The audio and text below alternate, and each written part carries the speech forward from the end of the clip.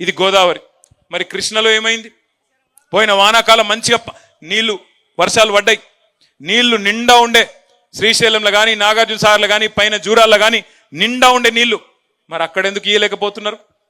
ఆనాడు tail end దాకా ఇదే జగదీశ్వర్ రెడ్డి గారు, అదే భగత్, అదే భాస్కర్రావు గారు, ఈ మొత్తం హుజూర్ నగర్ లో ఆనాడు మన సోదరులందరూ కలిసి టెయిల్ ఎండ్ గ్రామాలకు నీళ్ళు ఇయ్యలేదా? చివరి పంట దాకా, చివరి మడి దాకా తడి అందలేదా? మరి ఇవాళ ఎందుకు వస్తలేవు? ఒక్కటే కారణం, కృష్ణలో పోయినప్పుడు కేసీఆర్ గారు ఉన్నప్పుడు మనం 36% నీళ్లు వాడుకున్నాం. కానీ ఈ సన్నాసుల ప్రభుత్వం వచ్చినాక 24% నీళ్లను కూడా వాడుకునే తెలివి లేక కిందికి నీళ్లను వదిలేసి ఆంధ్ర నుంచి ఆంధ్రకెళ్ళి కిందికి సముద్రంలోకి వదిలిపెట్టిన సన్నాసి ప్రభుత్వం రేవంత్ రెడ్డి ప్రభుత్వం, కాంగ్రెస్ ప్రభుత్వం. నీళ్లు వాడుకునే తెలివి లేదు, నీటిని పొదుపు చేసుకునే తెలివి లేదు, భూగర్భ జలాలు పెంచి చెర్లను నింపి బ్రహ్మాండంగా కేసీఆర్ గారు ఏ పని అయితే చేసిండ్రో ఆ తెలివి లేదు. కానీ డైలాగులు కొట్టే తెలివి ఉంది.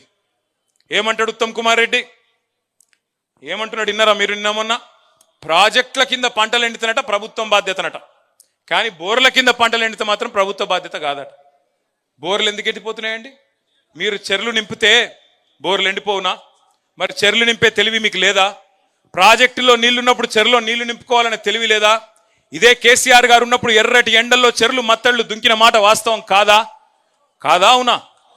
అవునైతే మరి మీకెందుకు చేతనైతే లేదని అడగాల్సిన బాధ్యత మన మీదనే ఉన్నది. బీజేపీడు మాట్లాడాడు, బీజేపీడు ఒక్క మాట కూడా మాట్లాడాడు రేవంత్ రెడ్డికి వ్యతిరేకంగా. ఎందుకంటే మీకు తెలుసు, పైన బడాబాయ్ షోటాబాయ్, వాళ్ళు వీళ్ళు ఒకటే, బయటికేదో డామా తప్ప ఇద్దరు ఒకటే. వాళ్ళిద్దరు లక్ష్యం కూడా ఒకటే, తెలంగాణకు గొంతు ఉండద్దు. ఎందుకంటే వాళ్ళకి తెలుసు ఈ గులాబీ జెండా తెలంగాణ ప్రజాపక్షం, వాళ్ళిద్దరూ ఢిల్లీ పక్షం. అందుకే వాళ్ళు ఏం కోరుకుంటారు? ప్రజాపక్షంగా ఉన్న పార్టీ ఉండొద్దు, ఇది పూర్వపక్షం అయిపోవాలి, మనమే ఉండాలి, మనం కొట్లాడుకోవాలని చెప్పి ఇలా బండి సంజయ్ గారు, కిషన్ రెడ్డి గారు రేవంత్ రెడ్డి మీద ఈగ వాలకుండా కాపాడుతూ, కంటికి రెప్పలాగా కాపాడుతూ, ఆయన ఎంత అవినీతి చేసినా, ఎన్ని వేల కోట్లు దోచుకున్నా, మనం ఆధారాలతో సహా సమర్పించినా వాళ్ళు మాత్రం చర్య తీసుకోవడం లేదు. ఇదంతా మీకు ఎందుకు చెప్తున్నా అంటే సమకాలీన రాజకీయాలు. నేను సూర్యాపేటకు వచ్చి చెప్పకూడదు నిజానికి, ఎందుకంటే మీరందరూ చైతన్యవంతులు. ఒకనాడు సాయుధ పోరాటంలో నిజాంనే ఉరికించిన గడ్డ చైతన్యానికి ప్రతీక అయినది ఉమ్మడి నల్లగొండ, మీ సూర్యాపేట. మరి మనం ఇప్పుడు సందర్భం ఏంది? ఏప్రిల్ 27 మన పార్టీ 25వ ఏట అడుగు పెడుతున్న సందర్భం. అందుకే మీ జిల్లా కవి గారు హనుమంతు గారు రాసిన పాట, సుద్దాల హనుమంతు గారు, ఎట్లా బయలుదేరాల వరంగల్కి? బండెనుక బండి గట్టి ఒక్కొక్క గ్రామం నుంచి 16 బండ్లు గట్టి, ఎవరికి ఏ సాధనం దొరికితే ఆ సాధనంలో, ఎండ కొద్దిగా ఎక్కువ ఉంటుంది, ఎండను కూడా చూసుకొని వడదెబ్బ దాకకుండా మజ్జిగ ప్యాకెట్లు కూడా పెట్టుకొని మంచిగా బ్రహ్మాండంగా తయారై ఏ సాధనం దొరికితే ఆ సాధనం. ఇప్పుడే మల్లన్న చెప్తున్నాడు పక్కకెళ్ళి, అన్న మా దగ్గరికి వెళ్ళి కొంతమంది మరి పాదయాత్రకు వస్తారంటున్నాడు. అంటే నేను అన్న కొద్దిగా జాగ్రత్త, ఎందుకంటే ఎండాకాలము, ఆయనతో వడదెబ్బ దాకితే లేని ప్రమాదం వస్తుంది, జాగ్రత్త అన్న అని చెప్పిన. రకరకాల ఆలోచనలు ఉండొచ్చు. ఉద్యమ సందర్భంలో జయేశ్వర్ రెడ్డి గారు ఇంకా మిగతా మిత్రులు చాలా మంది సైకిళ్ళ మీద వచ్చినారు వరంగల్కి, ఇంకా చాలా మంది చాలా రూపాల్లో వచ్చినారు, ఎడ్ల బండ్ల మీద, ట్రాక్టర్ల మీద. మళ్ళొక్కసారి కదం దొక్కాల్సిన సందర్భం. ఇటు కాంగ్రెస్ గుండెల్లో, అటు బీజేపీ గుండెల్లో రైళ్లు పరిగెత్తించాల్సిన సందర్భం ఏప్రిల్ 27 అనే మాట నేను మీకు గుర్తు చేస్తా ఉన్నా. ఖచ్చితంగా ఒక్కొక్కరం ఒక్కొక్క కథానాయకుడిలాగా మీ గ్రామాలలో, పట్టణంలోని మీ వార్డులలో కదం దొక్కుదాం. ఎక్కడి వాళ్ళం అక్కడ. ఒక్క సూర్యాపేట జిల్లా నుంచే మనకి, ఎందుకంటే పక్కనే మీకు వరంగల్ జిల్లా, సూర్యాపేట జిల్లా నుంచే కదం దొక్కి బయలుదేరుదాం, ముందుకు పోదాం. నాకు ఆశ్చర్యం ఏమనిపిస్తున్నది అంటే ఇవాళ సూర్యాపేట ప్రజల రెస్పాన్స్ చూస్తూ ఉంటే నిజంగా జగదీష్ అన్న అసెంబ్లీలో లేకుండా ఇక్కడ ఉండడమే మంచిదేమో అనిపించింది. ఎందుకంటే అక్కడ అసెంబ్లీలో నాకు ఆశ్చర్యం, అసలు నా పక్కనే ఉంటాడు అన్న కూర్చునేది. ఏం మాట్లాడిండు తప్పు? ఏమన్నాడు జగదీష్ రెడ్డి గారు? ఏమన్నాడు? మీరు రైతులకు రుణమాఫీ చేసినారు అని అన్నాడు, మీరు రైతు బంధు ఇచ్చినారు అన్నాడు, మీరు 24 గంటల కరెంట్ ఇస్తున్నారు, మీరు తులం బంగారం ఇస్తున్నారు అని నిలదీసిండు. ఇక పని ఏం చేసిండు? ఏతుల వెంకటయ్య కథ చెప్పిండు. ఆ ఏతుల వెంకటయ్య కథ చెప్పే వరకు అక్కడ ఉన్న వెంకటయ్యలందరికీ పాపం బాగా ఇబ్బంది అనిపించింది. వెంకటయ్య కథ నువ్వే చెప్పు, నాకు రాదు. వెంకటయ్య 4 బర్రెల కథ చెప్పిండు. నాకు ఒక బర్రె ఉంటే, మా అత్తగారు లోటిస్తే, నేను కొంటే, అవి చచ్చిపోయింది, బతుకుతే అప్పుడు నేను ఇది చేస్తా, అది చేస్తా, నేను డైరీ కంపెనీ పెడతా అని చెప్పిండట వాడు. గట్లనే మీది కూడా ఉన్నదని చెప్పిండు. చెప్పేవరకు ఏమైంది? వాళ్ళకి బర్దాష్ కాలే. బర్దాష్ కాక ఒక స్పీకర్ గారిని, దళిత స్పీకర్ను అవమానిస్తావా అని చెప్పి సస్పెండ్ చేసిరు. ఎంత దారుణం అంటే నేను అడుగుతున్నానండి, స్పీకర్ పదవికి దళిత స్పీకరు, గిరిజన speaker, BC speaker, OC speaker అని ఉంటుంది. స్పీకరే. స్పీకర్ను మేము గౌరవిస్తున్నాం కాబట్టే ఏకగ్రీవంగా ప్రసాద్ కుమార్ గారు ఎన్నుకోవడంలో మనం కూడా పోటీ పెట్టకుండా సహకరించిన మా స్పీకర్ గారు అక్కడ కూర్చోవడానికి. అదేవిధంగా ఆ రోజు జగదీష్ రెడ్డి గారి మీద ఆగ్రహాన్ని వ్యక్తం చేస్తూ ఆయన సభను వాయిదా వేస్తే ఆయన ఛాంబర్లకు పోయినాం, స్పీకర్ గారి దగ్గరికి పోయి చెప్పినాం, సార్ కేసీఆర్ గారితో మాట్లాడినాం మేము, అవసరమైతే జయేశ్వర్ రెడ్డి గారు 10 ఏళ్ళు మంత్రిగా పనిచేసిన పెద్ద మనిషి అయినప్పటికీ మీరు కనుక నొచ్చుకుంటే మీరు మైక్ ఇవ్వండి, వెంటనే విచారం వ్యక్తం చేస్తాం, మేము తప్పకుండా అవసరమైతే మీరు బాధపడేది, మేము తప్పు మాట్లాడలేదు, మిమ్మల్ని అవమానించలేదు, అయినా మీరు అని ఫీల్ అయితే మేము విచారం వ్యక్తం చేసి వెనక తీసుకుంటాం, మైక్ ఇవ్వండి అని చెప్పినాం. మైక్ ఇయ్యలే. దళిత స్పీకర్ను అవమానించినందుకు జగదీశ్వర్ రెడ్డి గారిని చేసినామని చెప్పారు బయటికి. నేను ఒక్కటి గుర్తు చేస్తున్నా, రాష్ట్రంలో 143 మున్సిపాలిటీలు ఉన్నాయి, కార్పొరేషన్లు ఉన్నాయి. జనరల్ సీట్లో ఎక్కడన్నా ఏ నాయకుడన్నా ఒక దళిత మహిళను 5 ఏళ్ళు మున్సిపల్ చైర్మన్ గా ఉన్న పెట్టిన నాయకుడు ఎవరైనా ఉన్నారా? ఇగో మా అన్నపూర్ణమ్మ, ఒక దళిత బిడ్డ, ఆడబిడ్డ, ఆ అమ్మాయిని ఒక జనరల్ సీట్లో అక్కడ మున్సిపల్ చైర్మన్ చేసిన జగదీశ్వర్ రెడ్డి గారట దళిత వ్యతిరేకట. ఇంతకంటే హాస్యాస్పదమైంది ఇంకోటి ఉంటుందా? కూర్చో. ఆమెను దించడానికి ప్రయత్నం చేసిన వాళ్ళట మంచోళ్ళట, కానీ ఇవాళ జగదీష్ అన్న ఎవరైతే అక్కడ కూర్చోబెట్టిండో ఆయన దళిత వ్యతిరేకట. ఇంకా ఘోరం ఏంటంటే, ఇంకా విచిత్రం, జగదీష్ అన్న ఏమన్నాడు, ఈ సభ మనందరిది అన్నాడు. నిన్న ఇంకో ఆయన మాట్లాడిండు, మజ్లిస్ ఆయన, ఏమన్నాడు ఆయన, ఇది గాంధీ భవన్ లెక్క నడుపుతున్నావు అన్నాడు. మనందరిది అన్న జగదీష్ అన్నమో ఎత్తవతల వారేసిండ్రు.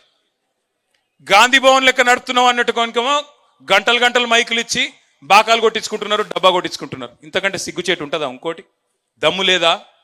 మజ్లిస్ వాళ్ళ మీద చర్య తీసుకునే దమ్ము లేదా? ఒక బీఆర్ఎస్ వాళ్ళని మాత్రమే చేసే పరిస్థితి ఉన్నది, కానీ మిగతా వాళ్ళని ఏమనే పరిస్థితి లేదా? దయచేసి నేను మిమ్మల్ని ఆలోచించమని కోరేది ఏంటంటే, ఇలా రాష్ట్ర శాసనసభలో ఒక విచిత్రమైన సన్నివేశం. బీజేపీ కలిసిపోయింది, సిపిఐ అటే ఉంది, మజ్లిస్ అటే ఉంది, కాంగ్రెస్ అంతా ఒక దిక్కే ఉన్నది. ఇవాళ పంచ పాండవుల మాదిరిగా ఆ కౌరవ సభలో 100 మందిని ఎదుర్కొంటున్నది కేసీఆర్ సైన్యం. ఈ గులాబీ దండు మాత్రమే తెలంగాణ ప్రజల ప్రయోజనాల కోసం గొంతెత్తుతున్నది. మళ్ళీ మనమే తప్ప వాళ్ళు కానే కాదన్న మాట నేను మీకు గుర్తు చేస్తా ఉన్నాను. అందుకే ఈ సంవత్సరం మనం మహాసభ జరుపుకోబోతున్నాం. వరంగల్లో సిల్వర్ జూబ్లీ ప్రారంభానికి సూచికగా లక్షలాది మందితో బహిరంగ సభ. కోదాడ నుంచి ఎంతమంది రావాలి, సూర్యాపేట నుంచి ఎంతమంది తరలి రావాలి, తుంగతుర్తి నుంచి ఎంతమంది రావాలి, హుజూర్ నగర్ నుంచి ఎంతమంది రావాలి, అవన్నీ మళ్ళీ మీ నాయకులు మీకు వివరంగా చెప్తారు. కానీ ప్రతి గ్రామం నుంచి పార్టిసిపేషన్ ఉండాలి, ప్రతి గ్రామ శాఖ రావాలి, గ్రామ శాఖ అధ్యక్షులు, ప్రతి గ్రామం నుంచి క్రియాశీల కార్యకర్తలు ఒక్కరు కూడా ఆ రోజు ఏ పని పెట్టుకోకుండా, ఎందుకంటే ఇంతకంటే పెద్ద పని మనకు లేదు, సంవత్సరం అంతా వేరే పనులు ఉండొచ్చు, కానీ ఏప్రిల్ 27 మన పార్టీ 25వ వసంతంలో అడుగు పెడుతున్న సందర్భం, ఖచ్చితంగా గులాబీ జెండా వేసుకున్న ప్రతి బిడ్డ ఏదో ఒక వాహనం ఏది దొరికితే అది ఎక్కాలే, కదిలి వరంగల్ వైపు ప్రయాణం మొదలు పెట్టాలి. అక్కడి నుంచి పెద్దలు కేసీఆర్ గారి సందేశం విన్న తర్వాత మర్నాడో ఆ తర్వాత రోజో మే నెలలో మన పార్టీ యొక్క సభ్యత్వ నమోదు కార్యక్రమాన్ని కూడా ప్రారంభించుకోబోతా ఉన్నాం. సభ్యత్వ నమోదు కార్యక్రమం అయిన తర్వాత అసెంబ్లీ అప్పుడు కొంతమంది, పార్లమెంట్ ఎన్నికలు అప్పుడు కొంతమంది, మన పార్టీ నాయకులు కొంతమంది అక్కడ ఇక్కడ వెళ్ళిపోవచ్చు, అక్కడక్కడ ఖాళీలు ఉండొచ్చు. అందుకే తిరిగి కొత్త కమిటీల నిర్మాణం పటిష్టంగా చేసుకుందాం. కొత్త కమిటీలు గ్రామ స్థాయి నుంచి, వార్డు స్థాయి నుంచి, బూత్ కమిటీ నుంచి బ్రహ్మాండంగా రాష్ట్ర కమిటీ దాకా అద్భుతంగా నిర్మాణం చేసుకుందాం. ఈసారి గీటురాయి ఒకటే. ఏ నాయకులైతే నికార్సైన నాయకులుగా కష్టకాలంలో కూడా పార్టీని పట్టుకొని ఉన్నారో వారికే పెద్దపీట వేద్దాం, వారినే ముంగడ పెట్టుకుందాం, వారినే నమ్ముకొని ముందుకు పోదాం. చిన్నోడు పెద్దోడు ఏముండదు పార్టీలో. మనం అనుకుంటే కేసీఆర్ గారు అనుకుంటే ఇంతమంది ఎమ్మెల్యేలు అయినాం, చిన్నోడు పెద్దోడు ఏముంటది? ఇలా మేము ఇక్కడ కూర్చున్నామంటే మీరందరు దయతో ఇక్కడ కూర్చున్నాం తప్ప, కేసీఆర్ గారి ఆశీర్వాదం, మీ దయ, ప్రజల ఒక ఓటుతో ఇక్కడ కూర్చున్నాం తప్ప మేమేం మీకంటే పెద్దవాళ్ళమేం కాదు. చిన్న పెద్ద ఏముండదు పార్టీలో, అందరం కూడా ఒకటే. అందుకే కింది స్థాయి నుంచి మళ్ళీ తిరిగి పునర్నిర్మాణం చేసుకున్న తర్వాత ఈ సంవత్సరంలోనే మన పార్టీ అధ్యక్ష ఎన్నిక, జిల్లా కమిటీల ఎంపిక, ఇవన్నీ కూడా పటిష్టంగా నిర్మాణం చేసుకుందాం. 32 జిల్లాల్లో, హైదరాబాద్తో సహా హెడ్ క్వార్టర్ అక్కడ కాబట్టి 32 పార్టీ ఆఫీసులు మనకున్నాయి. ప్రతి పార్టీ ఆఫీసును కూడా ఒక చైతన్య కేంద్రంగా మార్చుకొని కార్యకర్తల శిక్షణా శిబిరాలు కూడా అద్భుతంగా ఒక 3-4 నెలల పాటు నిర్వహించుకొని కాంగ్రెస్ ఏంది, బీజేపీ ఏంది, ఎవడి మోసం ఏంది, ఏ గ్రామంలో మనం చేసింది ఏంది, వాళ్ళు చేసింది ఏంది, ఏ రకంగా మోసం నడుస్తున్నదో చెప్పాలి. మోసం అంటే గుర్తొచ్చింది, నేను బడ్జెట్ అయిపోయింది, బయటికి వస్తున్నా, పేరొద్దులే కానీ ఒక కాంగ్రెస్ సీనియర్ ఎమ్మెల్యే కలిసిండు. కలిసి నేనన్నా, ఏమన్నా 100 రోజులు అంటిరి, ఏమైనా 6 గ్యారంటీలు అన్నా. 100 రోజులు అన్నా, మొదటి 100 రోజులు అనలేదు కదా, ఆఖరి 100 రోజులు ఇస్తామంటుండు. ఇవన్నీ ప్రజలకు చెప్పాలి. ఆఖరి 100 రోజులు ఇస్తారట అంటే ఎంత లంగలో చూడురిగా మీరు.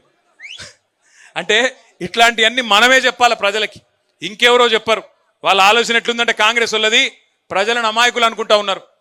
లాస్ట్ 1 yearలో ఏదో ఇచ్చినట్టు చేస్తే ప్రజలు మళ్ళా గుద్దుతారు మనకే అనే ఒక అపోహలో, ఒక అమాయకత్వంలో కాంగ్రెస్ వాళ్ళు ఉన్నారు.